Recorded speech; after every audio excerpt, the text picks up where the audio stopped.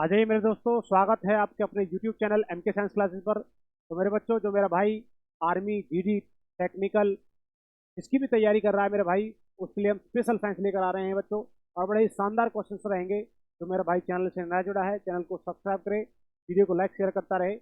आपको हम पूरा का पूरा जो कोर्स रहेगा, डाउट किसी कोर्स के आपको प्रोवाइड करवाने वाले हैं। चलिए, टाइम वेस्ट ना करते हुए आपके सामने फर्स्ट क्वेश्चन है। चलिए, पहला क्वेश्चन आपके सामने लिखा हुआ है, हरित लवक किस कोशिका में पाया जाता है। तो हरित लवक होता है कि किस कोशिका में पाया जाता है। तो भाई साहब, पादप कोशिका में पाया जाएगा, या फिर जंतु कोशिका में पाया जाएगा, या फिर आपका कवक में पाया जाएगा, या फिर ये सभी। जल्दी से बताइए बच्चों, क्या आंसर होगा इसका। जल्दी से बता दीजिए कि हरित लवक किस में पाया जाता है। आपको पता है हरित लवक किस में पाया जाएगा। आपने देखा होगा क्लोरोफिल जो होता है। तो देखिए बच्चों, ध्यान रखना, ये किस में पाया जाएगा। पादप की कोशिका में जो आपका प्लांट सेल होती है, क्या होती है बच्चों, प्लांट सेल। प्लांट सेल में क्या पाया जाता है, हरित लवक पाया जाता है बच्चों। विशेष तौर पर ध्यान रखें, ठीक है बच्चों, ध्यान रखें। तो देखिए, पत्तियों का हरा रंग किसके कारण होता है। वही पत्तियों का हरा रंग, पत्तियों का हरा रंग। तो आपसे पूछने लगे, पत्तियों का हरा रंग किसके कारण होगा। किसके कारण होता है बच्चों, क्लोरोफिल के कारण होता है। क्लोरोफिल किसके कारण होता है बच्चा, क्लोरोफिल के कारण होता है। यदि आपसे पूछने लगे कि क्लोरोफिल के अंदर कौन सा तत्व होता है, एक तत्व होता है क्लोरोफिल के अंदर, जिसको हम बोलते हैं क्या चीज, मैग्नीशियम बोल सकते हैं, ठीक है जी। तो मैग्नीशियम होता है, ये क्या होता है बच्चा, आपके पत्तियों में होता है। इसे स्तर पर ध्यान रखें। चलिए, अगला क्वेश्चन आपके सामने है। क्वेश्चन नंबर सेकंड है कि कोशिका सिद्धांत, सेल थ्योरी किसने दिया। सेल थ्योरी के बारे में किसने बताया था। रॉबर्ट ब्राउन ने, और रॉबर्ट हुक ने, स्वान और शेल्डन ने, या अल्टमैन, या डी ड्यूए, या इनमें से कोई नहीं। जल्दी से कमेंट करके बताइए क्या आंसर होगा मेरे बच्चों। ठीक है जी, वेरी गुड, शानदार। गुड इवनिंग दोस्तों, चलिए स्टार्ट करते हैं। फटाक से आंसर देते रहिए, अपना देखना है कि आपको कितना अच्छी तैयारी आप कर चुके हैं। ठीक है जी। और जो बच्चा अभी शुरू में जुड़ा हुआ है, वो जिसकी तैयारी बिल्कुल नहीं है, उसको क्या करना है, ये सारी चीज़ें देखना है और कॉपी पेन लेकर राइट डाउन करनी होगी भाई। देखिए, तो कोशिका सिद्धांत के बारे में किसने दिया है भाई साहब, स्वान और शेल्डन ने। किसने दिया है, स्वान और शेल्डन ने। यदि मैं बात करता हूँ, जो आपका रॉबर्ट हुक है, ये आपके किसके खोज करता है, कोशिका के। ठीक है जी, रॉबर्ट हुक किसको कहा जाता है, कोशिका मतलब सेल के खोजकर्ता कहे जाते हैं। और रॉबर्ट ब्राउन जो हैं, ये जल्दी से बताइए, ये किसके कहे जाते हैं, केंद्रक के कहे जाते हैं। कोशिका के केंद्रक के रॉबर्ट ब्राउन। ठीक है जी। और भाई अल्टमैन जो होते हैं, अल्टमैन ये होते हैं आपके माइटोकॉन्ड्रिया। किसके होते हैं बच्चों, माइटोकॉन्ड्रिया। ठीक है, अल्टमैन किसके हैं, माइटोकॉन्ड्रिया के खोज करता है। और डी ड्यूवे किसके होते हैं बच्चों, ये होते हैं आपके लाइसोसोम। क्या होते हैं बच्चों, लाइसोसोम। ये कोशिका के पार्ट ये होते हैं, लाइसोसोम और माइटोकॉन्ड्रिया। और माइटोकॉन्ड्रिया को क्या कहते हैं, ऊर्जा घर। क्या कहते हैं, कोशिका का ऊर्जा घर। ठीक है, ऊर्जा घर कोशिका का क्या कहते हैं भाई साहब, कोशिका का क्या कहते हैं, कोशिका का ऊर्जा घर कहा जाता है। सेल का ऊर्जा घर कहा जाता है इसको, power house of the cell कहा जाता है, या रसोई घर कहा जाता है माइटोकॉन्ड्रिया को। और उसको कहते हैं आत्महत्या की थैली। क्या कहते हैं इसको बच्चों, आत्महत्या की थैली। किसको कहा जाता है बच्चों, आत्महत्या की थैली जो कहा जाता है, वो कहा जाता है बच्चों, ध्यान रखना, किसको कहा जाता है, लाइसोसोम को कोशिका की आत्महत्या की थैली कहा जाता है। चलिए, अगला क्वेश्चन देखिए आपके सामने है। क्वेश्चन नंबर थर्ड है, सबसे बड़ी कोशिका कौन सी होती है, सबसे बिगेस्ट सेल जो होती है वो कौन सी होती है।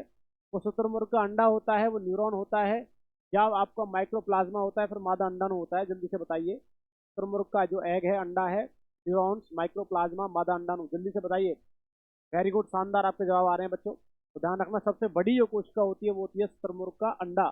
ये क्या होता है, एक सेल से बना है। किससे बना है, तो हम बोलते हैं यूनिसेलुलर। ठीक है जी, यूनिसेलुलर है, एक कोशिकीय है। ठीक है जी, एक कोशिकीय। इस तौर पर ध्यान रखें, एक कोशिकीय होता है। ये न्यूरॉन की बात करूं, ये बच्चा सबसे लंबी है, सबसे लंबी कोशिका। सबसे लंबी जो कोशिका है वो है भाई आपकी क्या, न्यूरॉन। ठीक है बच्चों, विशेष तौर पर ध्यान रखें। माइक्रोप्लाज्मा ये है सबसे छोटी कोशिका। क्या है जी, सबसे छोटी कोशिका क्या है बच्चा, सबसे छोटी कोशिका जो है वो माइक्रोप्लाज्मा है। आगे देखिए, आगे लिखा हुआ है मादा अंडाणु। और ये मनुष्य की हम बात करें, मनुष्य की मनुष्य की सबसे मनुष्य की सबसे बड़ी कोशिका। ठीक है बच्चों, विशेष तौर पर ध्यान रखें। मनुष्य की सबसे बड़ी कोशिका जो होती है वो क्या होती है आपका, वो क्या होती है बच्चों, वो होती है मादा अंडाणु, ध्यान रखें भाई। चलिए आगे की तरफ चलते हैं बच्चों। अगला क्वेश्चन आपके सामने है, मनुष्य के चेहरे में कितनी हड्डियां होती हैं, जो फेस होता है इस फेस में कितनी हड्डियां होती हैं? तो 8 होंगी बच्चों, 2 होंगी, 14 होंगी, 28 होंगी? जल्दी से कमेंट करके बताइए। शानदार, वेरी गुड। चलिए तो ध्यान रखना, मनुष्य के चेहरे में कितनी हड्डियां होती है? 14। कितनी होती है बच्चों? 14 फेस में होती हैं, ठीक है जी। यहीं पर 2 होती हैं, ये नोज में होती हैं। चेहरे वाली हड्डियां जो होती हैं इसमें काउंट होंगी चेहरे में। ध्यान रखना, 2 हड्डी तो होती है नोज में, ये चेहरे वाली हड्डियां ही होती हैं, और 14 होती है चेहरे में। और ध्यान रखना 8 जो होती हैं ये होती है क्रेनियम। जो होती है बच्चों क्रेनियम। और क्रेनियम की जो हड्डियां होती हैं ये होती हैं आपकी कौन सी? कपाल वाली। कौन सी होती हैं? कपाल, जो आपके ब्रेन को सुरक्षित रखती हैं, ऊपर वाली हड्डियां होती हैं, ठीक है जी। और आपसे पूछने लगे 28 हड्डियां, तो 28 हड्डियां होती हैं उंगलियों में। किसमें होती है बच्चों? उंगलियों में होती है, ठीक है जी। उंगली होती हैं, उनके अंदर होती हैं आपकी उंगलियों के अंदर 14 एक हाथ में, 14 एक हाथ में, तो कितनी होती है? 14 में 28, ध्यान रखें। चलिए अगला क्वेश्चन आपके सामने है, क्वेश्चन नंबर 6 है, शरीर की सबसे मजबूत हड्डी कौन सी होती है? तो शरीर की सबसे मजबूत हड्डी कौन सी होती है बच्चों? वो जबड़े की हड्डी होती है, वो दांत की होती है, वो फीमर होती है, या फिर स्टेप्स होती है? जल्दी से बताइए बच्चों, ध्यान रखना। ये आपके जो क्वेश्चन है बड़े इंपॉर्टेंट क्वेश्चन आपके लिए रहेंगे भाई साहब, एक भी क्वेश्चन बाहर नहीं जाने वाला है, और बड़े विशेष इंपॉर्टेंट क्वेश्चन रहेंगे। चलिए तो क्वेश्चन है भाई साहब आपका, तो शरीर की सबसे मजबूत हड्डी जो होती है वो होती है जबड़े की। तो जॉ बोन्स होती है बच्चों, जॉ बोन्स, जबड़े की हड्डी जो होती है सबसे कैसी होती है? मजबूत, स्ट्रॉन्गेस्ट होती है, ठीक है जी। फीमर जो होती है ये होती है बच्चा जांग की हड्डी, जांग की हड्डी, जांग की जो हड्डी है ये आपकी, इसको कहते हैं सबसे बड़ी हड्डी भी। क्या कहते हैं? सबसे सबसे बड़ी हड्डी भी कहते हैं बच्चों, ध्यान रखें। सबसे बड़ी हड्डी जो होती है वो जांग की हड्डी होती है। और स्टेप्स जो होती है सबसे छोटी, सबसे छोटी, सबसे छोटी हड्डी भी होती है बच्चों, ध्यान रखें। सबसे छोटी हड्डी जो होती है वो होती है स्टेप्स, जो कहाँ होती है? कान में। और जांग की हड्डी तो सबको पता है कि भाई फीमर होती है, सबसे बड़ी हड्डी होती है। और जबड़े की जो होती है जॉ बोन्स होती है, ठीक है जी, ध्यान रखें भाई। अगला क्वेश्चन आपके सामने है भाई, क्वेश्चन नंबर 6, ब्लैक बोर्ड पर मार्कर का चलना कौन सा बल है? आपने देखा होगा जब ब्लैक बोर्ड पर आप मार्कर चलाते हैं, व्हाइट बोर्ड पर जो चलाते हैं, तो उसमें कौन सा फोर्स लगता है? वो ससंजक बल है, वो असंजक बल है, वो गुरुत्वाकर्षण बल है, या फिर अभिकेंद्रीय बल है? जल्दी से बताइए क्या होगा इसका आंसर। देखिए बच्चों ध्यान रखें, जो असंजक बल, ससंजक बल, एक होता है कोहेसिव फोर्स और एक होता है एडहेसिव फोर्स। इसको हम बोलते हैं कोहेसिव, कोहेसिव फोर्स, ठीक है जी, इसको बोलते हैं कोहेसिव फोर्स। और इसको हम बोलते हैं एडहेसिव फोर्स, ठीक है जी। तो इस तौर पर ध्यान रखें, मैं आपको बता देता हूँ। कोहेसिव फोर्स में क्या होता है, तो एक समान प्रकार के पदार्थ जो होते हैं उनके अणु आपस में पूर्ण रूप से मिल जाते हैं, तो उनको बोलते हैं ससंजक बल। और असंजक बल वो बल होता है तो दो पदार्थ, अलग अलग पदार्थों के मॉलिक्यूल्स एक दूसरे में पूर्ण रूप से मिलते नहीं है परंतु चिपक जाते हैं एक दूसरे पर, तो बोलते हैं असंजक बल, ध्यान रखना। जैसे मैं ससंजक बल का एक एग्जाम्पल आपको दे रहा हूँ। यदि पानी में आप कोल्ड ड्रिंक मिलाएं, भाई साहब पूर्ण रूप से मिल जाएगी, समझ रहे हो ना। परंतु आप एडहेसिव फोर्स में लगाए कि पानी के अंदर आपने ऑयल मिलाया, ठीक है, सरसों का ऑयल, जो भी ऑयल मिलाएंगे, तो उसके अंदर डिजोल्व नहीं होगा, वो उसके ऊपर तैरने लगेगा, तो ये एडहेसिव फोर्स है। एडहेसिव फोर्स के एग्जांपल जैसे कि मैं आपको कह सकता हूँ, जैसे कि मार्कर का बोर्ड पर चलना, बोर्ड पर चलना, जो इसका आंसर होता है बच्चों। मार्कर का बोर्ड पर चलना, इसका आंसर होता है असंजक बल। कौन सा बच्चों होता है? कौन सा बच्चों, कौन सा बल होता है? असंजक बल, ब्लैक बोर्ड पर मार्कर का चलना। और समझ लीजिए, जैसे कि मैं कह सकता हूँ, आपने साई लगाते ना, साई का लगाना, ठीक है जी, आंखों में साई लगाते हैं, ये भी जो होता है कौन सा फोर्स होता है? Adhesive force. जैसे मैं आपको कह सकता हूँ, तो लिपस्टिक आप यूज करते हैं, लिपस्टिक का लगाना, ये भी कौन सा होता है भाई आपका? कौन सा है आपका, कौन सा बल है बच्चों? ध्यान रखिए, तो ये बल होता है कौन सा आपका? असंजक बल है, क्योंकि आपने देखा होगा ये चीज चिपकती है आपके शरीर पर जाकर के, ना कि परमानेंट होती है, ठीक है जी। बहुत सारे एग्जाम्पल हैं, साई का लगाना होगा, लिपस्टिक लगाना होगा, नेल पॉलिश आप लगाते हो, नेल पॉलिश, ठीक है जी, नेल पॉलिश जो लगाते हैं, ये नेल पॉलिश जो होती है, नेल पॉलिश का लगाना, ये भी कौन सा होता है बच्चों? तो ध्यान रखना, ये भी कौन सा होता है? असंजक बल होता है। तो लिख लीजिए भाई साहब, राइट डाउन कर लीजिए, बहुत ही विशेष इंपॉर्टेंट आपके लिए रहेंगी ये चीजें, ठीक है बच्चा। चलिए स्टार्ट करते हैं अगला क्वेश्चन। देखिए गुरुत्वाकर्षण बल आपको पता है कि भाई पृथ्वी की जो जी होती है, पृथ्वी के जी का मान जो होता है वो आपको पता होगा 9.8 मीटर पर सेकंड स्क्वायर होता है। कितना होता है? 9.8 मीटर पर सेकंड स्क्वायर होता है। अभी केंद्र बल वो बल होता है जिसमें कोई फोर्स केंद्र की ओर लगता है, जैसे कि मौत के कुएं में घूमती हुई मोटरसाइकिल, या फिर हम कह सकते हैं बोर्ड पर मुड़ते हुए व्यक्ति जब होगा, तो एक कंधा जो होगा ये एक साइड से झुकेगा, मोटरसाइकिल चलाएगा कुछ भी। ध्यान रखना, एक एक होता है भाई, बोर्ड पर जाते समय आपकी जो बाइक होती है वो बाइक का एक सरा ऐसे झुक जाता है, ऐसे हम कह सकते हैं अभिकेंद्रीय होगा। या फिर रोड जब होता है उसको बेंड आता है, मोड़ आता है, तो वहां से एक साइड से रोड को उठा दिया जाता है, तो ये भी कौन सा बल होगा? अभिकेंद्रीय बल होगा बच्चों। ठीक है जी। चलिए अगला क्वेश्चन आपके सामने, क्वेश्चन नंबर 7 है, रबड़ के टायर की खोजकर्ता कौन है? मैक मिलन है, जेल बेयर्ड है, या फिर आपका जॉन डल्लप है, या फिर वाटरमैन है? जल्दी से बताइए, रबड़ के टायर के खोजकर्ता। बच्चों यदि वीडियो अच्छी लग रही है चैनल को सब्सक्राइब, वीडियो को लाइक शेयर करते रहें भाई। ठीक है जी। चलिए, तो ध्यान रखना, रबड़ के टायर के जो खोज करता है वो है जॉन डल्लप। कौन है भाई साहब? देखिए आपको पता है डल्लप का टायर आता है, टायर जो होता है रबड़ का टायर, तो जॉन डल्लप इसकी खोज करता है रबड़ के टायर के। ठीक है जी। आपका जो मैक मिलन है वो है बाईसाइकिल के, बाईसाइकिल जो होते हैं बाईसाइकिल के खोजकर्ता जो है वो कौन है? मैक मिलन है। जेल बेयर्ड जो है वो आपके किसके कहे जाते हैं? जल्दी से कमेंट करके बताइए। टीवी के कहे जाएंगे, जेल बेयर टीवी के कहे जाते हैं, या फिर बिजली के कहे जाते हैं? ये कमेंट करके आप बताना है भाई। ठीक है जी। और जॉन डनलप टायर के हो गए। ठीक है जी, टायर के हो गई। और वाटरमैन जो होते हैं, ये होता है जी आपका फाउंटेन, फाउंटेन पेन। ठीक है जी, फाउंटेन पेन के खोज करता है वाटरमैन। ठीक है जी, पेन के अंदर वाटर भरा होता है, ऐसा लॉजिक लगा लीजिए। मैकमिलन बाईसाइकिल के हैं। चलिए, तो ध्यान रखना, इसका आंसर जो होगा वो क्या होगा? John Dunlop. अगला क्वेश्चन आपके सामने, क्वेश्चन नंबर 8 है, हड्डी से मांसपेशियों के जोड़ को क्या कहा जाता है? जल्दी से कमेंट करके बताइए। हड्डी से मांसपेशियों के जोड़ को क्या कहा जाता है?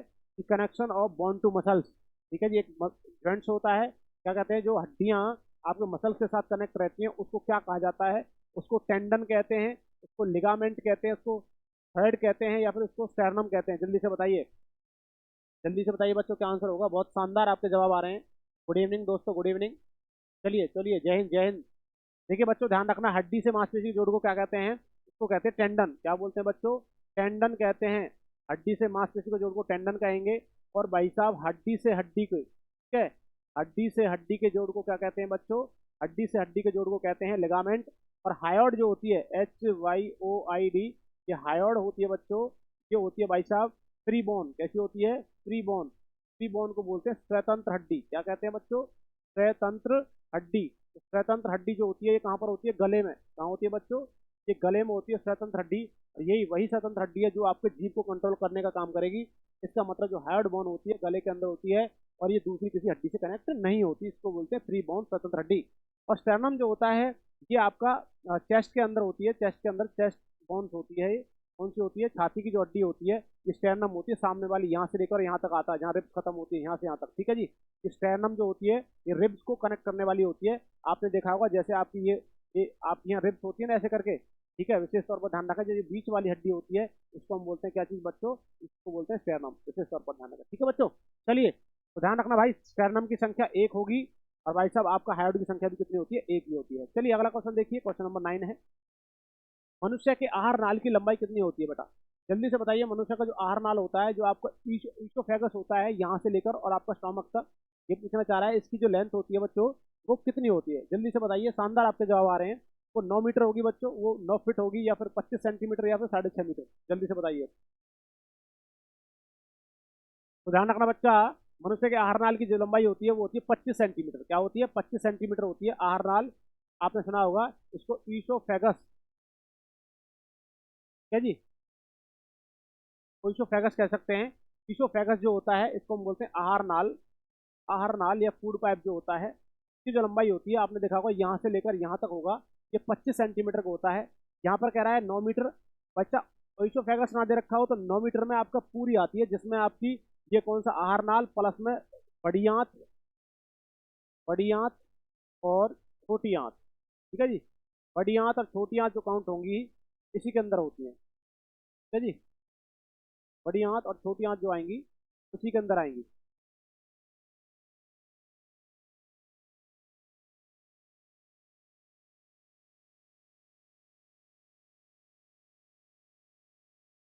चलिए, बड़ी आंत और छोटी आंत, ध्यान रखें, क्योंकि आपको पता होगा बड़ी आंत की लेंथ होती है वो कितनी होती है? 6.5 मीटर, 6 से 6.5 मीटर। ठीक है जी। और छोटी आंत जो होती है वो लगी होती है 2 से 2.5 मीटर। ठीक है जी, 2 से 2.5 मीटर। तो आपका 6 और 2 8 और एक 9, तो लगभग 9 मीटर में आसपास पूरा फूड पाइप आपका काउंट हो सकता है। तो ध्यान रखिए, ये आपकी लेंथ किसकी होती है? बड़ी आंत की। बड़ी आंत, सॉरी बड़ी आंत नहीं, छोटी आंत। तो लेंथ होगी कितनी होगी भाई साहब, ये किसकी होती है, ये होती है छोटी आंत। ठीक है, स्मॉल इंटेस्टाइन की जो लेंथ होती है लगभग 6 से 6.5 मीटर के आसपास होती है। चलिए, तो ध्यान रखना, मनुष्य का अरनाल की लंबाई होती है लगभग कितनी होती है, 25 सेंटीमीटर। और टोटल ओवरऑल आपसे पूछने लगे तो वो होगी 9 मीटर या फिर 32 फीट। क्या बोलेंगे, 9 मीटर या फिर 32 फीट। इस तौर पर ध्यान रखें, 9 मीटर होता है और कितना होता है, 32 फीट होता है। चलिए अगला क्वेश्चन देखिए, क्वेश्चन नंबर 10 है, परमाणु के केंद्रक में कौन कौन से कण पाए जाते हैं। इसका मतलब कह रहा है भाई साहब, कोई भी आपका एटम है, ये एटम हो गया, इस एटम के, एटम मतलब परमाणु, इस परमाणु के खोजकर्ता की मैं बात करूं, बताना जल्दी से कमेंट करके। इसके न्यूक्लियस में पूछ रहा है, इसमें क्या क्या होता है, इसमें केंद्रक में। ठीक है, जल्दी से बताइए, किसी एटम के न्यूक्लियस में कह रहा है कि परमाणु के केंद्रक में कौन कौन से कण पाए जाते हैं। देखिए, एटम के खोजकर्ता की मैं बात करता हूँ तो वो होते हैं जॉन डाल्टन। कौन है बच्चा, जॉन डाल्टन। किसके खोज करता है बच्चों, एटम के खोज करता है। परंतु मैं केंद्र की बात करूँ तो इसमें होते हैं बच्चा प्रोटॉन प्लस न्यूट्रॉन। कौन से होते हैं, प्रोटॉन प्लस न्यूट्रॉन, दो आपके क्या पाए जाते हैं, कण पाए जाते हैं। तो ध्यान रखना, इसमें देख लीजिए, इलेक्ट्रॉन प्रोटॉन बिल्कुल नहीं है, इलेक्ट्रॉन आ रहा है, न्यूट्रॉन इलेक्ट्रॉन नहीं है, तो न्यूट्रॉन और क्या होता है, प्रोटॉन आपके होते हैं, क्योंकि आपके इलेक्ट्रॉन जो होते हैं वो क्या करते हैं, बाहर की तरफ क्या करते हैं, चक्कर लगाते हैं। ठीक है जी, इलेक्ट्रॉन जो होते हैं क्या करते हैं भाई साहब, इलेक्ट्रॉन जो होता है वो बाहर की ओर चक्कर लगाएगा। ठीक है बच्चों, ध्यान रखिए, इलेक्ट्रॉन जो होगा क्या होगा, बाहर की ओर चक्कर लगाता है। चलिए, तो ध्यान रखना, आपका क्या होता है इसका आंसर, आंसर नंबर 3 होगा। क्वेश्चन नंबर 11 देखिए, शुद्ध सोना कितने कैरेट का होता है बच्चा, जल्दी से बताइए, शुद्ध सोना कितने कैरेट का होगा। तो 22 कैरेट का होगा, 18 कैरेट का होगा, 24 कैरेट का होगा, या फिर आप कह सकते हैं 25 कैरेट का होता है। जल्दी से बताइए, शुद्ध सोना कितने कैरेट का होता है, सभी को बताओ बच्चा, जल्दी से, शानदार, वेरी गुड। तो ध्यान रखना, शुद्ध सोना जो होता है वो 24 कैरेट का होता है। कितने कैरेट का होता है, 24 कैरेट का होता है। देखिए, आभूषण जो बनाए जाते हैं वो 22 कैरेट के बनाए जा सकते हैं, 18 कैरेट के बनाए जा सकते हैं। अब उसको आभूषण बनाना है तो भाई साहब ध्यान रखना, सोने के साथ, एयू के साथ जो आपका होता है वो आपको क्या मिलाना पड़ेगा भाई साहब, आपको कॉपर मिलाना होगा। ठीक है जी, सोने के साथ, सोने में क्या मिलाना होता है, सोने में आपको तांबा मिलाना होगा, तभी आप क्या बना सकते हो भाई साहब, आप आभूषण बना सकते हो। क्योंकि सोना जो होता है, शुद्ध सोना जो होगा, या हम कह सकते हैं जो 24 कैरेट का सोना होता है, वो आपका मुलायम होगा। कठोर बनाने के लिए, आभूषण बनाने के लिए उसमें कॉपर मिलाया जाता है, जिससे वो क्या हो जाता है, कठोर हो जाता है बच्चा। ठीक है जी, अगला क्वेश्चन देखिए, क्वेश्चन नंबर 12 आपके सामने है, ठोस अवस्था में कौन सी गैस को शुष्क बर्फ के रूप में जाना जाता है। ठोस अवस्था में कौन सी गैस को शुष्क बर्फ के रूप में जाना जाता है, तो वो कार्बन डाइऑक्साइड होती है, CO carbon monoxide, nitrous oxide, nitrogen oxide होता है, फिर O3 ओजोन होता है। जल्दी से बताइए क्या होगा बच्चों, ध्यान रखना, जो ठोस अवस्था में कौन सी गैस है शुष्क बर्फ में रूप में जानी जाती है, वो होती है कार्बन डाइऑक्साइड। कौन सी होती है, कार्बन डाइऑक्साइड को शुष्क बर्फ के नाम से जाना जाता है, आप कह सकते हैं ड्राई आइस। क्या कह सकते हैं, ड्राई आइस के नाम से जाना जाता है किसको बच्चा, CO2 को। कार्बन मोनोऑक्साइड होती है, इसको हम बोलते हैं विषैली गैस। क्या बोलते हैं बच्चा, विषैली गैस कहते हैं, कार्बन मोनोऑक्साइड को विषैली गैस कहा जाता है, जो आपका मोटरसाइकिल वाहनों से धुआं से निकलती है। जो होती है भाई साहब, ये एसिड रेन में काम आती है, एसिड रेन, एसिड रेन को बोलते हैं अम्लीय वर्षा। क्या बोलते हैं, अम्लीय वर्षा बच्चा, अम्लीय, अम्लीय वर्षा में जो होता है वो कौन सी होती है बच्चा, वो होती है आपका कौन सा, N2O। और ओजोन जो होता है भाई साहब, ये यूवी रेज को, यूवी रेज को, या यूवी रेज से क्या करती है, यूवी रेज से प्रोटेक्ट हमारे करती है, सुरक्षा करती है। वो कौन सी रेज, कौन सी होती है भाई साहब, O3 ओजोन। और ओजोन जो गैस होती है भाई साहब, ये किससे बनती है, ऑक्सीजन से बनती है, ऑक्सीजन का अपर रूप होता है O3 ओजोन। चलिए, अगला क्वेश्चन आपके सामने है, क्वेश्चन नंबर 13 है, ग्रेफाइट विद्युत का होता है, जो ग्रेफाइट होता है वो विद्युत का क्या होता है। पहले, सबसे पहले मैं बात करता हूँ, ग्रेफाइट होता कहाँ है, ग्रेफाइट कहाँ कहाँ होता है। आपने देखा होगा ग्रेफाइट जो होता है वो कहाँ होता है, जल्दी से बताइए, ग्रेफाइट कहाँ होगा बच्चों, जल्दी से बताइए बच्चों, ग्रेफाइट कहाँ होगा, ग्रेफाइट, ग्रेफाइट कहाँ होता है बच्चों, ध्यान रखना, जो आपका पेंसिल, पेंसिल का जो सुरमा होता है ना, पेंसिल जिसको आप लिखते हैं, पेंसिल का सुरमा किसका होता है, ग्रेफाइट का बना होता है। आपने देखा होगा, जो आपका बैटरी वाला सेल होता है ना, बैटरी वाला सेल, बैटरी सेल, जो आपके प्राइमरी सेल्स होते हैं, उसमें जो रॉड होती है, रॉड की होती है ना बच्चा, वो भी किसकी होती है, ग्रेफाइट की होती है। तो ग्रेफाइट विद्युत का क्या होता है, सुचालक है, सुचालक है, अर्धचालक है, इनमें से कोई नहीं। जल्दी से बताइए क्या आंसर होगा इसका, जल्दी से बताइए बच्चों, वेरी गुड। तो ध्यान रखना, जो ग्रेफाइट होता है वो विद्युत का क्या होता है बच्चा, सुचालक होता है, इसका मतलब कंडक्टर होता है, कंडक्टर ऑफ इलेक्ट्रिसिटी, पता है ना भाई, इसमें से बिजली गुजर सकती है ग्रेफाइट से। सुचालक को बोलते हैं इंसुलेटर, जिसमें से बिजली नहीं गुजरेगी मेरे बच्चों, तो ध्यान रखें भाई। ठीक है बच्चा, तो ध्यान रखिए, तो ग्रेफाइट होता है, ये विद्युत का क्या होता है बच्चा, ये क्या होता है, विद्युत का सुचालक होता है, विशेष तौर पर ध्यान रखें। ठीक है जी, अगला क्वेश्चन आपके सामने है, अगला क्वेश्चन बताइए जल्दी फटाक से, क्या आंसर होगा, अगला क्वेश्चन बताइए जल्दी से।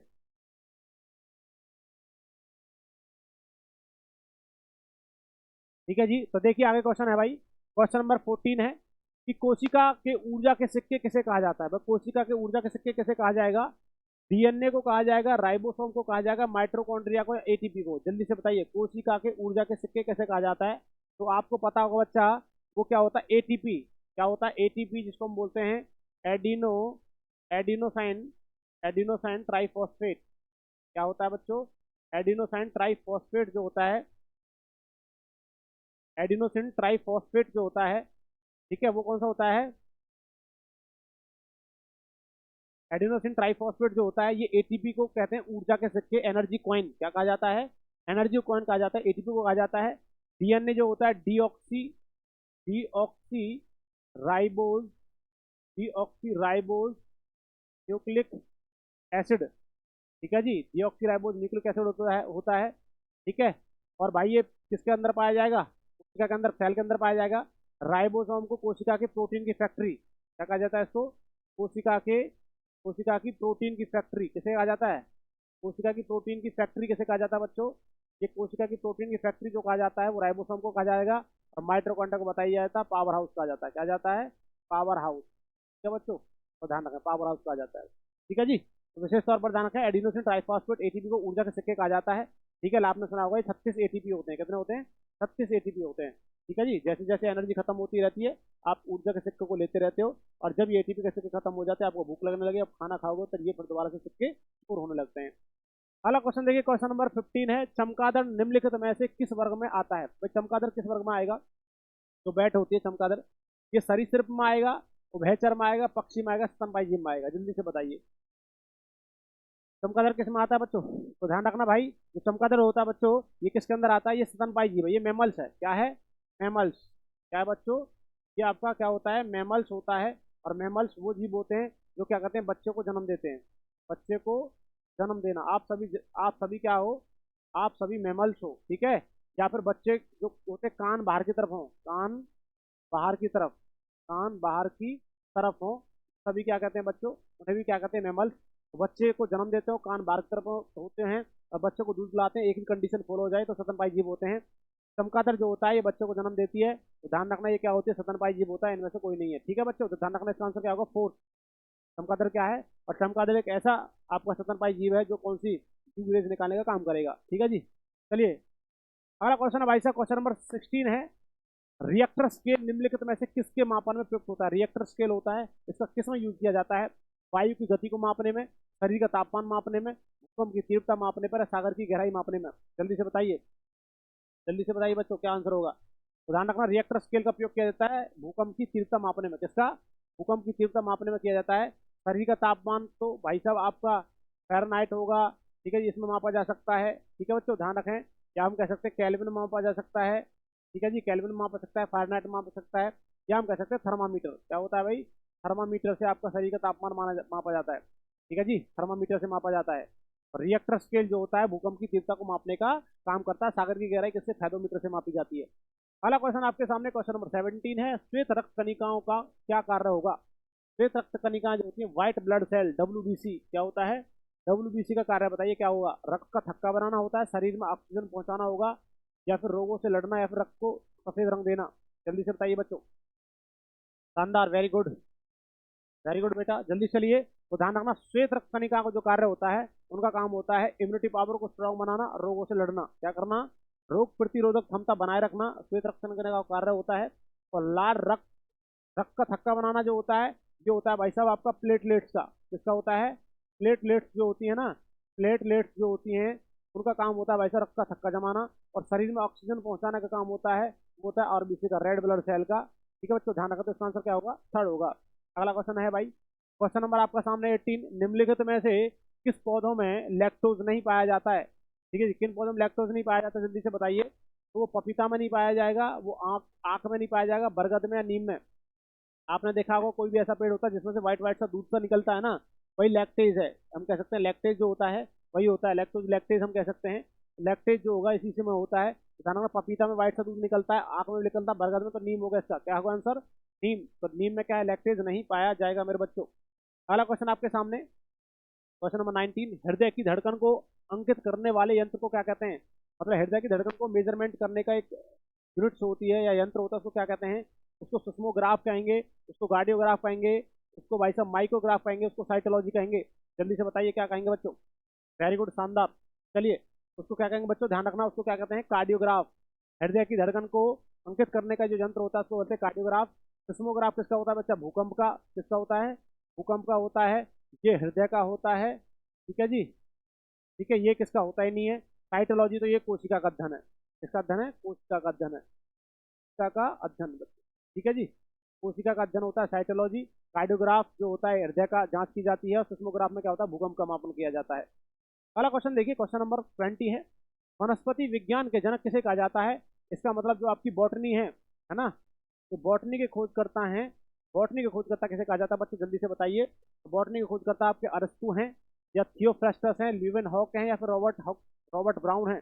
जल्दी से बताइए बच्चों, ध्यान रखना क्या आंसर होगा। वेरी गुड, शानदार।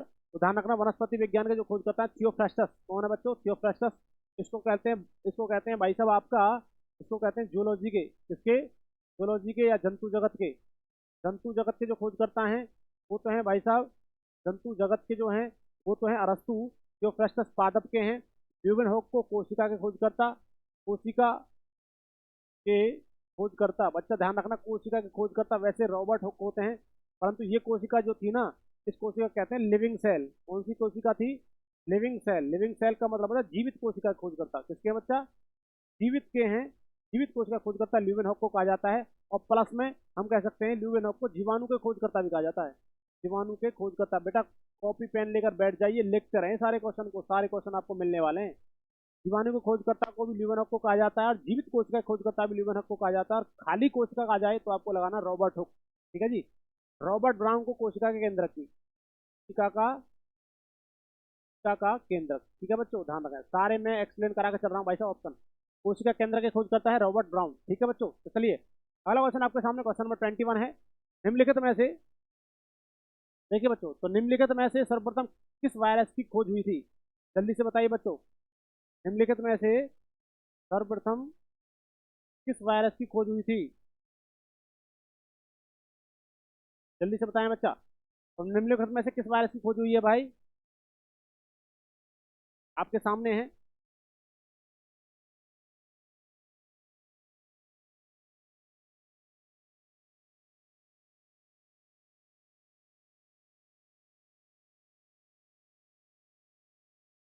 चलिए बच्चों देखिए, तो निम्नलिखित में से सर्वप्रथम किस वायरस की खोज हुई है? तो पोलियो की, HTLV की, या TMV की, या HIV की? जल्दी से बताइए क्या आंसर होगा बच्चों। तो ध्यान रखना, जो सबसे पहले सर्वप्रथम किस वायरस की खोज हुई है तो वो हुई है TMV। TMV को बोलते हैं TMV। TMV को बोलते हैं tobacco tobacco tobacco mosaic tobacco mosaic virus. क्या बोलते हैं बच्चा? टोबैको मोजेक वायरस बोलते हैं TMV को। ठीक है जी। तम्बाकू, जो तम्बाकू का वायरस था मोजेक वायरस, उसकी खोज हुई थी सबसे पहले। पहला क्वेश्चन देखिए, क्वेश्चन नंबर आपके सामने है, क्वेश्चन नंबर 22 है। देखिए भाई, जीवाणु की खोज सर्वप्रथम किसने की है? अभी मैंने बताया था, तो देखिए इसको जल्दी से बताइए आंसर क्या होगा। जीवाणु खोज करता है रॉबर्ट कोच हैं, लुईस पास्चर हैं, ल्यूवेन हॉक है, रॉबर्ट हॉक हैं। Very good. तो ध्यान रखना भाई, जीवाणु खोज करता है ल्यूवेन हॉक, इसका पूरा नाम होता है वॉन एंड ल्यूवेन हॉक। कौन है? Van and Leeuwenhoek. Robert Koch और लुईस पास्चर जो हैं, ये पास्चराइजेशन के खोज करता है। पास्चराइजेशन या पाश्चुरीकरण के हैं। पाश्चुरीकरण के जो खोज करता है वो हैं आपके लुईस पास्चर। रॉबर्ट हुक को कोशिका का, ठीक है जी, कोशिका खोजकर्ता कहा जाता है बच्चों, ध्यान रखें। ठीक है जी। रॉबर्ट कोच कौन है भाई साहब? इसको कहते हैं, रॉबर्ट कोच को कहते हैं चेचक का टीका।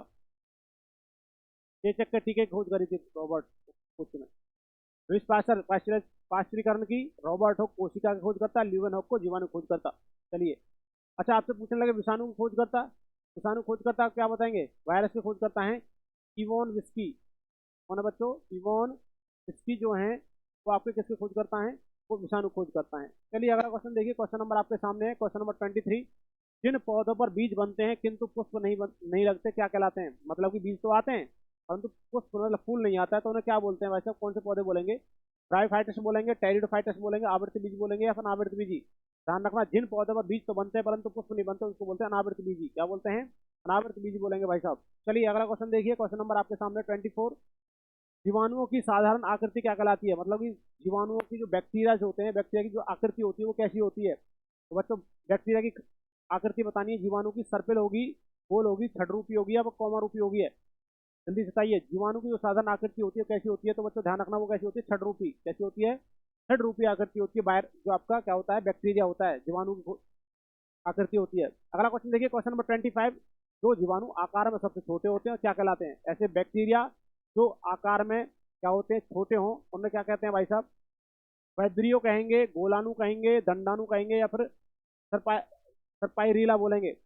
जल्दी से बताइए क्या होगा। तो जो जीवाणु आकार में कैसे होते हैं, छोटे होते हैं, उनको कहते हैं भाई गोलाणु। क्या बोलते हैं? गोलाणु कहा जाता है बच्चों। थोड़ा कम समय है भाई, जल्दी से फटाफट से आंसर करते रहिए और जवाब देते रहिए भाई। देखते रहिए आंसर क्या क्या है। अगला क्वेश्चन आपके सामने क्वेश्चन नंबर 26 है। तो 26 का आंसर देखिए, निम्नलिखित में से कौन सा रोग बैक्टीरिया से होता है? तो ऐसा कौन सा रोग है जो बैक्टीरिया से होगा? पीलिया होगा, तपेदिक होगा, चेचक होगा, ये सभी। ध्यान रखना भाई, जो रोग बैक्टीरिया से होगा वो होता है आपका बच्चा क्या होता है? तपेदिक। क्या होता है बच्चा? तपेदिक। और जो चेचक होता है वायरस से होता है, विषाणु से होगा। ठीक है जी। इस तौर पर ध्यान रखना, तपेदिक जो होगा ये किससे होता है? आपका बैक्टीरिया से होने वाला रोग है। अगला क्वेश्चन आपके सामने क्वेश्चन नंबर 27। मानव की आंत में पाए जाने वाला जीवाणु कौन सा होता है? मनुष्य की जो आंतों में जो आपकी इंटेस्टाइन जो होती है उनके अंदर एक बैक्टीरिया पाया जाता है। और जो होता है तो आंत में कौन सा वाला जीवाणु पाया जाता है? देखिए, एस्ट्रीशिया कोलाई होगा, एस्ट्रीशिया कोलाई होगा या फिर कोरिनो बैक्टीरिया होगा या फिर वाइब्रियो कैलोरी होगा या फिर इनमें से कोई नहीं। तो ध्यान रखना भाई, मनुष्य की आंत में जो पाने वाला जीवाणु होता है वो कौन सा होता है? एस एस्ट्रीशिया कोलाई होता है, या हम इसको पता है क्या बोलते हैं? E coli. क्या बोलते हैं? ई कोलाई बैक्टीरिया होता है। और बच्चा ये जो पाया जाता है ना, ये आपका किस में पाया जाता है? आपका पाया जाता है बड़ी आंत में। पाया जाता है बड़ी आंत के अंदर पाया जाता है, जिसको हम बोलते हैं लार्ज इंटेस्टाइन। लार्ज में पाया जाएगा, लार्ज लार्ज इंटेस्टाइन बड़ी आंत में पाया जाता है। बड़ी आंत की जो लेंथ होती है वो कितनी होती है? 2 से 2.5 मीटर। कितनी होती है? 2 से 2.5 मीटर के आसपास होती है। किसकी लेंथ होती है बच्चों? तो ध्यान रखना, ये होती है आपकी बड़ी आंत की। बड़ी आंत का डाईमीटर जो होता है वो 3 इंच होता है। 3 इंच डाईमीटर, 3 इंच होता है बड़ी आंत का। चलिए अगला क्वेश्चन देखिए, क्वेश्चन नंबर 28 है। एंटीबायोटिक्स अधिकांशतः पाए जाते हैं। एंटीबायोटिक्स जो होते हैं, आपने देखा एंटीबायोटिक्स की दवाइयाँ भी आती है, तो अधिकांश किस में पाए जाते हैं? आविर्त बीजों में पाई जाती है, कवकों में पाए जाते हैं, विषाणुओं में पाए जाते हैं, जीवाणुओं में। बेटा एंटीबायोटिक्स जो होते हैं वो बता, वो आपके जीवाणुओं में पाए जाते हैं, बैक्टीरिया में पाए जाते हैं। किसमें पाए जाते हैं? बैक्टीरिया में। एंटीबायोटिक्स जो होते हैं भाई साहब, इसका मतलब कोई भी आपकी छोटी मोटी बीमारी होती है, बैक्टीरिया जो होते हैं उसको किल कर देते हैं। ध्यान रखना, एंटीबायोटिक्स का काम करते हैं जीवाणु, विशेष तौर पर ध्यान रखें। अगला क्वेश्चन आपके सामने क्वेश्चन नंबर 29। निम्नलिखित में से सबसे छोटा जीव कौन सा है? जल्दी से बताइए। सबसे छोटा जो जीव होता है या फिर वन यूनिसेलुलर जो है, या एक कोशिका से बना है, वो कौन सा जीव है सबसे छोटा? जल्दी से बताइए बच्चों, क्या आंसर होगा। तो ध्यान रखना बच्चों, जो एक छोटा जीव है वो है माइक्रोप्लाज्मा है, यीस्ट है, विषाणु है या फिर जीवाणु है? देखिए विशेष तौर पर ध्यान रखें, वो सबसे छोटा जीव जो होता है वो माइक्रोप्लाज्मा है। ये एक प्रकार से माइक्रोप्लाज्मा ग्लासेप्टिकम पूरा नाम होता है। माइक्रोप्लाज्मा ग्लासेप्टिकम सबसे छोटी कोशिका भी होती है। सबसे छोटी कोशिका, सबसे छोटी कोशिका इसी को कहा जाता है, माइक्रोप्लाज्मा ग्लासेप्टिकम को। पता है ये एक जीवाणु भी है। क्या है? एक जीवाणु है। इसका नाम क्या है? माइक्रोप्लाज्मा ग्लासेप्टिकम सबसे छोटा जीवाणु होता है, एक कोशिका से बना होता है। अगला क्वेश्चन आपके सामने क्वेश्चन नंबर 30। निम्नलिखित में से कौन सा रोग जीवाणु के कारण होता है? ऐसा कौन सा रोग है जो जीवाणु से होता है? बैक्टीरिया से होने वाला रोग? जल्दी से बताइए। लॉजिक भी होता है बेटा, इसका लॉजिक होता है पापा काम्पर्स होते हैं। सॉरी, पंडित का टीका न्यू है। क्या है? पंडित का ट्रिक न्यू है, टीका न्यू है, पंडित का ट्रिक न्यू है। ठीक है जी। ध्यान रखना, प्लेग, डिप्थीरिया, तपेदिक और टेटनस जो होगा, निमोनिया, हैजा, ये सभी किससे होते हैं भाई साहब? आपका बैक्टीरिया से होते हैं। तो ध्यान रखना, इसका आंसर क्या होगा भाई साहब? आपका कौन सा होगा? हैजा जो होगा। ठीक है जी। तो यहाँ आ रहा है भाई हैजा, देखो हैजा, ऐसे हैजा, ऐसे हैजा हो गया, ऐसे निमोनिया हो गया, निमोनिया, ये सभी किससे होते हैं भाई साहब? ऐसे प्लेग हो गया। ठीक है, ये सभी किससे होते हैं दोस्तों? ये होते हैं आपके जीवाणु से रोग। चलिए अगला क्वेश्चन देखिए, क्वेश्चन नंबर आपके सामने है, क्वेश्चन नंबर 31 है। निम्नलिखित में से किसके द्वारा दूध खट्टा होता है? जल्दी से बताइए। तो दूध खट्टा किससे होता है? वायरस के कारण, बैक्टीरिया के कारण, निमोटोड के कारण या फिर प्रोटोजोआ के कारण? जल्दी से बताइए दोस्तों। Very good. यदि वीडियो अच्छी लग रही है बेटा, चैनल को सब्सक्राइब करें, वीडियो को लाइक शेयर करते रहें। चलिए, आपको एक कार्य से मोटिवेशन मिलेगा, हम प्रत्येक दिन आपके लिए ऐसी क्लासेस लाते रहेंगे। तो निम्नलिखित में से किसके द्वारा दूध खट्टा होगा? तो ध्यान रखना, वो होता है बच्चों, वो बैक्टीरिया के कारण। किसके कारण? आपको पता है एक बैक्टीरिया होता है लैक्टो लैक्टोबैसिलस। कौन सा बैक्टीरिया होता है? लैक्टोबैसिलस के कारण जो दूध होता है वो कैसा होता है, दूध खट्टा होता है, मतलब इसका मतलब कह सकते हो दूध दही में कन्वर्ट होने का काम करेगा। ठीक है जी। अगला क्वेश्चन देखिए, क्वेश्चन नंबर एबोला है। एबोला क्या है? एबोला कवक है, प्रोटोजोआ है, बैक्टीरिया है या फिर वायरस है? तो बच्चा ध्यान रखना ये कैसा होता है, एबोला वायरस जो होता है ये कौन सा वायरस होता है? ये क्या है? एक वायरस है। क्या है बच्चा? एबोला क्या होता है? एक वायरस होता है बच्चों। एबोला क्या होता है? वायरस। ठीक है जी। अगला क्वेश्चन आपका है 33। सर्वप्रथम विषाणु की खोज किसने करी? अभी मैंने पिछले क्वेश्चन में बताया था विषाणु खोजकर्ता कौन है। इवोन विस्की है, एडवर्ड जेनर है, या फिर आपका क्या है, आपका लीनियस है या फिर स्मिथ है? जल्दी से बताइए। तो ध्यान रखना सर्वप्रथम विषाणु के जो खोजकर्ता हुए हैं वो है बच्चों कौन? Yvonne whisky. कौन है? इवोनो विस्की कह सकते हैं, इवोन विस्की एक ही बात है। इवोनो विस्की जो है खोजकर्ता, सर्वप्रथम विषाणु खोजकर्ता है। अगला क्वेश्चन देखिए, क्वेश्चन नंबर 34 है। चेचक के लिए टीके का विकास किसने किया था? भाई साहब चेचक का टीका मैंने पिछले क्वेश्चन बताया था। चेचक के टीके खोजकर्ता कौन है? ये मिल्स्टीन है, एडवर्ड जेनर है, लुइस पास्चर है, इनमें से कोई नहीं। जल्दी से बताइए बच्चों। शानदार, बहुत अच्छे जवाब आपके आ रहे हैं। आपकी तैयारी बहुत अच्छी चली हुई है, इसी तरह से आप लगे रहिए। ठीक है जी, बिल्कुल आपको कामयाबी मिलेगी। तो ध्यान रखना चेचक के टीके खोजकर्ता कौन है? Edward Jenner. पिछले क्वेश्चन में भी आपको बताया था एडवर्ड जेनर जो है वो किसके हैं? चेचक के टीके के खोजकर्ता हैं। लुइस पास्चर भाई साहब आपके पास्चराइजेशन के खोजकर्ता हैं। अगला क्वेश्चन देखिए, क्वेश्चन नंबर 35 आपके सामने। दूध के दही के रूप में जमने का कारण क्या है? भाई दूध जो होता है दही में कन्वर्टेड होता है या बदलता है, तो उसका कारण क्या है? अभी मैंने बताया, तो लैक्टोबैसिलस होगा, माइक्रोबैक्टीरियम होगा, या खमीर हो गया, इनमें से कोई नहीं। तो ध्यान रखना बच्चों, दूध से दही में बदलना। लैक्टोबैसिलस जो होता है आपका एक बैक्टीरिया होता है, उसकी वजह से क्या होता है, दूध दही में कन्वर्ट हो जाता है। लैक्टोबैसिलस कौन सा होता है? लैक्टोबैसिलस जो होता है एक बैक्टीरिया होता है। अगला क्वेश्चन देखिए, क्वेश्चन नंबर 36 है। निम्नलिखित में से कौन सा स्वयंपोषी होता है? शैवाल है, विषाणु है, कवक है, प्रोटोजा? इसका मतलब स्वयंपोषी मतलब जो अपना भोजन स्वयं बनाते हैं। देखो बच्चों, मैं आपको फिर से क्वेश्चन को बड़े एक्सप्लेन तरीके से अच्छे से बता सकता हूँ, या चारों के चारों ऑप्शन में आपको एक्सप्लेन कर सकता हूँ, परंतु भाई इतना समय नहीं है, क्योंकि जो वीडियो होगी बहुत ज़्यादा लंबी हो जाएगी। इसी वजह से क्वेश्चन जो होते हैं बहुत ज़्यादा होते हैं, परंतु समय होता है कम, तो इसी वजह से भाई साहब सीधे सीधे हम आंसर भी बता रहे हैं और कुछ हद तक हम आपको आंसर भी देकर चल रहे हैं। तो ध्यान रखना। तो भाई साहब निम्नलिखित में से कौन सा स्वयंपोषी? स्वयंपोषी का मतलब होता है जो ऑटोट्रॉफ, इसका मतलब जो भोजन को स्वयं बनाते हैं। तो भाई साहब वो शैवाल होते हैं, विषाणु होते हैं, कवक होते हैं, प्रोटोजोआ। इसका मतलब एल्गी होता है, या फिर आपका वायरस होता है, फंगाई होता है, प्रोटोजोआ होता है। जल्दी से बताइए। तो ध्यान रखना, जो स्वयं भोजन बनाते हैं वो शैवाल होते हैं। इसका मतलब एल्गी जो होती है, एल्गी जो होते हैं ये अपना भोजन क्या होता है, स्वयं बनाते हैं। ठीक है जी। तो ध्यान रखें, एल्गी जो होता है, काई जो होती है, ये स्वयं अपना भोजन बनाते हैं। अगला क्वेश्चन देखिए, क्वेश्चन नंबर 37 है। टिक्का रोग किसमें होता है? टिक्का रोग ज्वार में होगा, गन्ना में होगा, चावल में होगा, मूंगफली? तो टिक्का रोग जो होता है बच्चों को ध्यान रखना किसमें होगा, वो आपकी मूंगफली में होता है बच्चों। किसमें होता है? मूंगफली में टिक्का रोग होता है मेरे बच्चों। ठीक है जी। अगला क्वेश्चन देखिए, क्वेश्चन नंबर आपके सामने 38 है। HIV, ठीक है जी, एक्वायर्ड अमीनो डिफिशियंसी सिंड्रोम जो होता है, ठीक है जी, एड्स जो बीमारी होती है, HIV जो होता है, तो HIV द्वारा होने वाला रोग कौन सा है? वो कौन सा होगा? कैंसर होगा, क्षय रोग होगा, या आजतक होगा, या इनमें से कोई नहीं? आजतक को भाई साहब वो बोलते हैं, क्या बोलते हैं, एड्स जो होता है। ठीक है जी, एड्स जो होता है इसको हम आज तक बोल सकते हैं। तो इसका आंसर जो होगा भाई साहब वो क्या होगा? आज तक। इसका मतलब एड्स जो बीमारी होती है HIV द्वारा, HIV जो वायरस होता है इससे फैलती है भाई। ठीक है जी, ध्यान रखना भाई। चलिए अगला क्वेश्चन आपके सामने, क्वेश्चन नंबर 39 है। कौन सा रोग विषाणु के कारण होता है? तो कौन सा रोग विषाणु के कारण होगा? मलेरिया होगा, यक्ष्मा होगा, चेचक होगा, पीलिया? विषाणु से जो होता है बच्चों वो ध्यान रखना, वो कौन सा होता है? चेचक होता है। कौन सा होता है? इसका लॉजिक होता है रेखा हमें हिट करके पीछे की जगह पौचे लिखना है, पौचे छोड़ गई। ठीक है जी।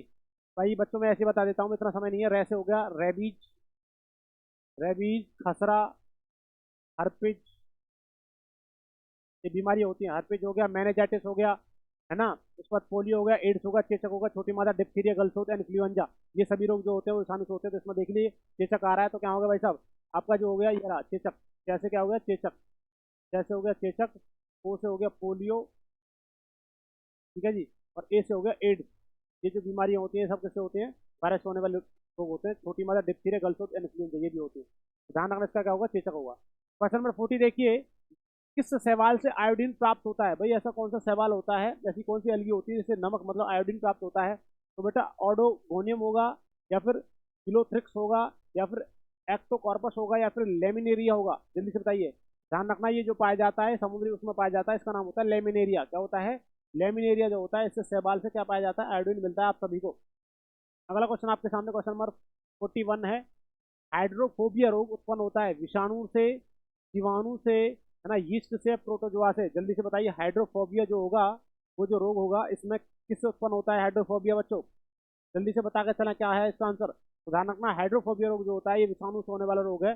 तो इसलिए कुत्ते कुत्ते के काटने से हो सकता है। हाइड्रोफोबिया जो होता है इसमें आपको पानी वानी से डर लगने लगता है। तो हाइड्रोफोबिया जो होता है विषाणु से होने वाला है, वायरस से होने वाला रोग है। पहला क्वेश्चन आपके सामने, क्वेश्चन नंबर 44 है। निम्नलिखित में ऐसे किसमें एंजाइम नहीं होते? भाई एंजाइम किसमें नहीं पाए जाएंगे? एंजाइम का काम होता है भोजन का पाचन करना, पाचन में हेल्प करना। किसमें एंजाइम नहीं पाए जाते? भाई विषाणु में नहीं पाए जाते, जीवाणु में नहीं पाए जाते, शैवाल में लाइकेन। देखो लाइकेन में पाया जाता है, इसमें पाया जाता है, इसमें भी, तो इसका मतलब विषाणु होगा। तो विषाणु में क्या नहीं पाए जाते? एंजाइम नहीं पाए जाते हैं मेरे बच्चों। वायरस में क्या होता है? एंजाइम नहीं होते। यदि एंजाइम होते तो भाई को आप वायरस को खा लिया करते और आपका भोजन का पाचन हो जाया करता। अगर देखिए क्वेश्चन नंबर 43 है, कुत्ते के काटने से जिस विषाणु के द्वारा घात रोग उत्पन्न होता है उसका क्या कहलाता है? तो हैजा है, पेचिस है, मम्स है, हाइड्रोफोबिया। अभी बताया मैंने कुत्ते के काटने से होता है, तो ध्यान रखना हाइड्रोफोबिया जो रोग होगा ये कुत्ते के काटने से होता है। ठीक है जी, ऐसे होता है। हैजा, पेचिस से पानी से फैलने वाले रोग होते हैं। मम्स जो होता है, ठीक है, तो विशेष तौर पर ध्यान रखें। तो हाइड्रोफोबिया जो होगा कुत्ते के काटने से होगा भाई। अगला क्वेश्चन देखिए, क्वेश्चन नंबर 44 है।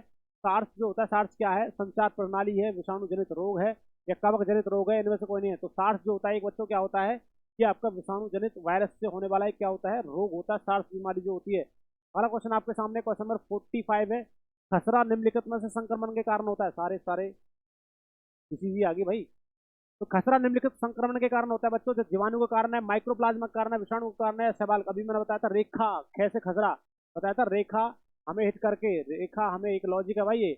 और ऐसे हो गया रेबीज, रेबीज ये भी वायरस होगा। कैसे खसरा ये भी वायरस होगा। ऐसे हर्पिज, ऐसे हर्पिज ये भी वायरस होगा। मैं से मैनेजाइटिस, मैनेजाइटिस बच्चा कॉपी पेन लेकर लिख लीजिए। मैनेजाइटिस, हर्पिज, खसरा, रेबीज ये सभी बीमारियां जो होती है किससे होती है भाई साहब? आपका विषाणु से। तो क्या हो गया भाई? विषाणु आंसर हो गया इसका। क्या हो गया? विषाणु।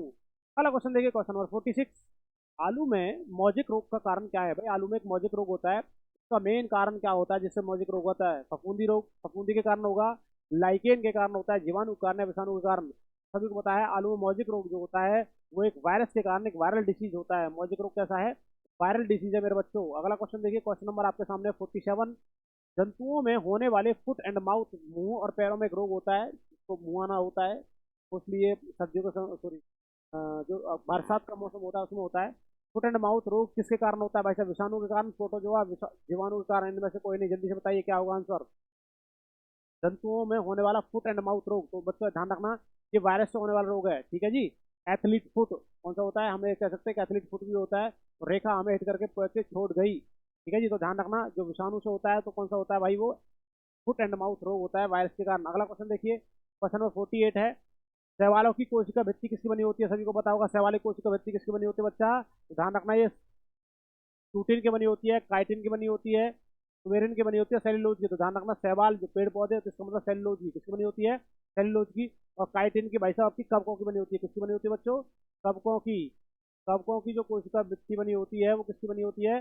काइटिन की बनी होती है। और बच्चा जो सेलुलोज जो होता है इससे बना होता है आपकी शैवालों की कोशिका भित्ति बनी होती है। क्योंकि पेड़ पौधों की जो होती है सेल, सेल की जो आउटर लेयर होती है वो सेल वॉल होती है और वो किसकी बनी होती है? सेलुलोज की बनी होती है। और जो आपके जंतु होते हैं जिसको बोलते हैं कोशिका झिल्ली, तो जंतुओं की सेल होती है उसकी कोशिका झिल्ली बनी होती है, फॉस्फोलिपिड और प्रोटीन की बनी होती है बच्चों।